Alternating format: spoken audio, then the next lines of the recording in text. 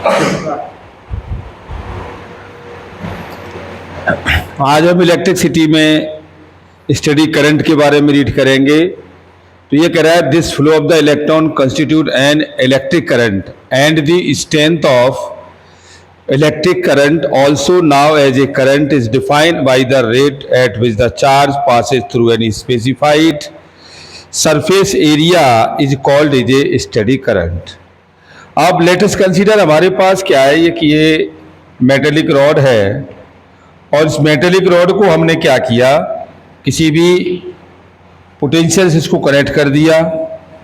ये हमने पोटेंशियल से कनेक्ट करने के बाद ये हमारे पास पॉइंट ए है और ये पॉइंट हमारे पास बी है।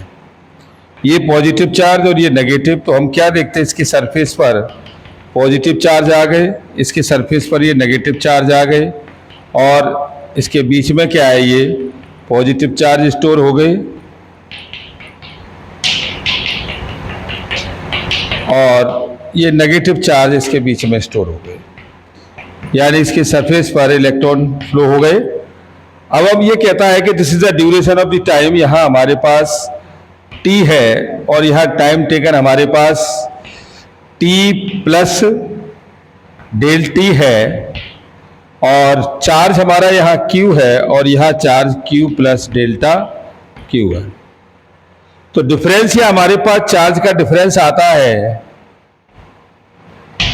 चार्ज डिफरेंस आपका हो जाएगा ये q plus delta q minus q, ये से कैंसिल, तो ये डेल्टा q आ गया और टाइम आ गया आपका ये t plus delta t minus के t, इससे ये कैंसिल हो गया तो ये डेल t के साथ आ गया।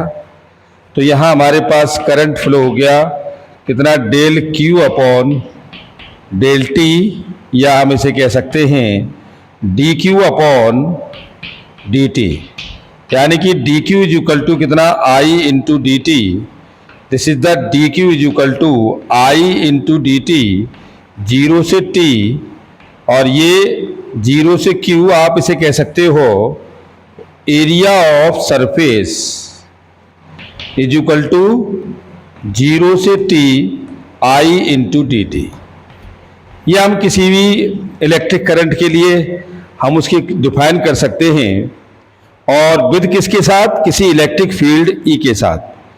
तो यहाँ एक डेफिनेशन और है, in the metal the charge carries are electron in electrolysis और in a gases conductor the positive and negative ions travel in opposite direction as the positive ion move slower and electrons the negative ions move faster the net motion of charge due to a negatively charged electron. This type of current is known as a conduction current. Liquid and gases may be also undergoes hydrodynamic motion which also produced by current now as a convection current. In this chapter we shall now that going to discuss convection current, which are important atmospheric electricity and vacuum tubes. यानी कि इसका कहने का reason है कि हम किसी भी चार्ज को फ्लो हम उसको मेटल में भी कर सकते हैं और उसको हम किस में, उसके जो है लिक्विड में या उसके गैसेस में भी इसको हम फ्लो कर सकते हैं। तो यानी कि जब लिक्विड में फ्लो होता है तो ये इलेक्ट्रो डायनामिक कन्वर्ट हो जाता है और आयन में भी हमारे पास कन्वेक्शन करंट में कन्वर्ट होता है। यानी किसी भी सॉलिड के साथ, ये सॉलिड के साथ करंट हमारा इलेक्ट्रिक करंट रहता है और लिक्विड के साथ यही हमारे पास जो है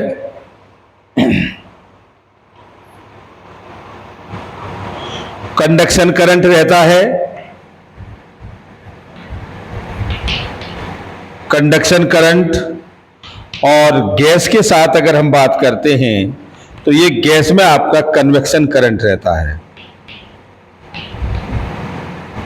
यानी करंट को हम 3 टाइप से भी फ्लो कर सकते हैं, सॉलिड के साथ या मेटल, दैट इज मीन्स वो मेटल है, मेटल के साथ हम इलेक्ट्रिक करंट में फ्लो करते हैं, लिक्विड में इसको कंडक्शन करंट में फ्लो करते हैं और गैस में इसको हम कन्वेक्शन के द्वारा फ्लो करते हैं।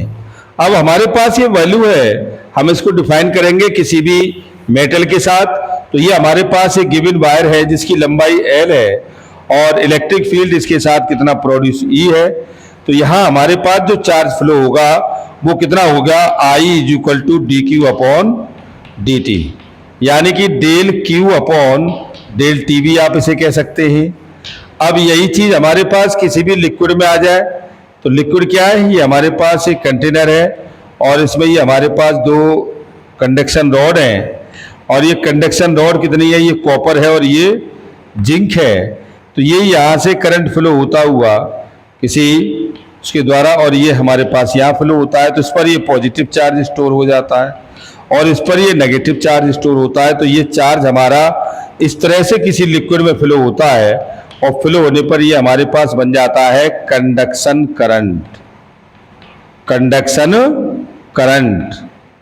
और यही चीज हम किसी गैस में फ्लो करते हैं तो ये गैस में आपका कन्वेक्शन करंट हो जाता है, कन्वेक्शन करंट।